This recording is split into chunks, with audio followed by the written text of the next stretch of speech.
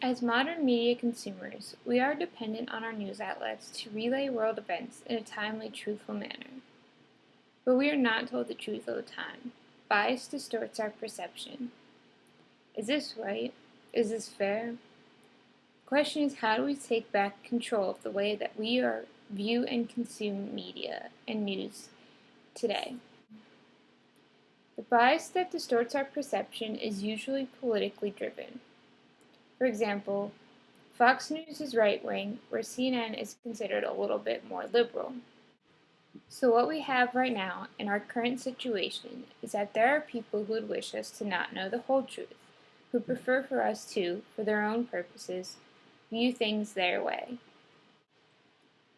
We are all familiar with the situation that occurred in Afghanistan a few months ago, where one man, Army Staff Sergeant Robert Bales, walked into two Afghan villages and massacred 17 civilians. However, shortly after the news broke, we heard several conflicting stories. Was it just one man? Was it multiple men? Is the American government providing a cover-up? There's a great chance that we'll never actually know the truth, and to be honest, this bothers me. We need to take back a little bit more control of our news consumption. How do we do it so that the bias is removed and we are left with the truth and honesty? We have to be more discerning. We have to take more of an active role. By using the power of the technology we have today, such as cell phones, tablets, instant uploading, and other things, we can be there when the incident or action happens and upload it before the media can get a hold of it and distort it any way they choose to. Sure, they can use what we have obtained, but through a website like Twitter or Facebook, we can make sure our versions are heard first. We can make sure that our voices are the ones that make the initial report. What this would require is some personal honesty. We would have to make a commitment to knowing that what we say is what others will hear.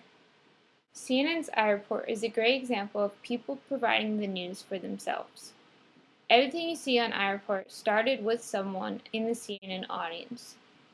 The stories aren't edited or fact-checked or screened before they're posted.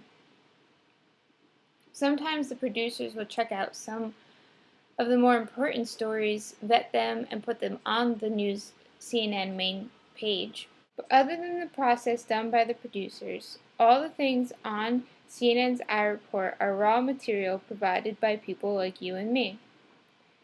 Now, if we had something like that, independent of a national news source, we would loosen our need and our dependence on them, and therefore stop giving our permission for them to continue giving us non-factual information.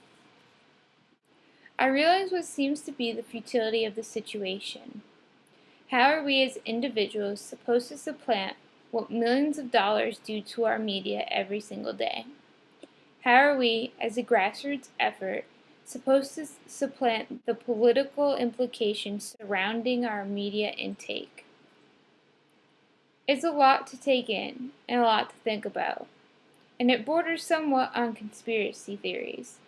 But we have to realize that we are not being told the truth, and we have to know that the only way to get what we want is to do it ourselves. And that is why social media is one of the most powerful tools we have to break free of the yoke put on us by national news sources and the wider influences on them.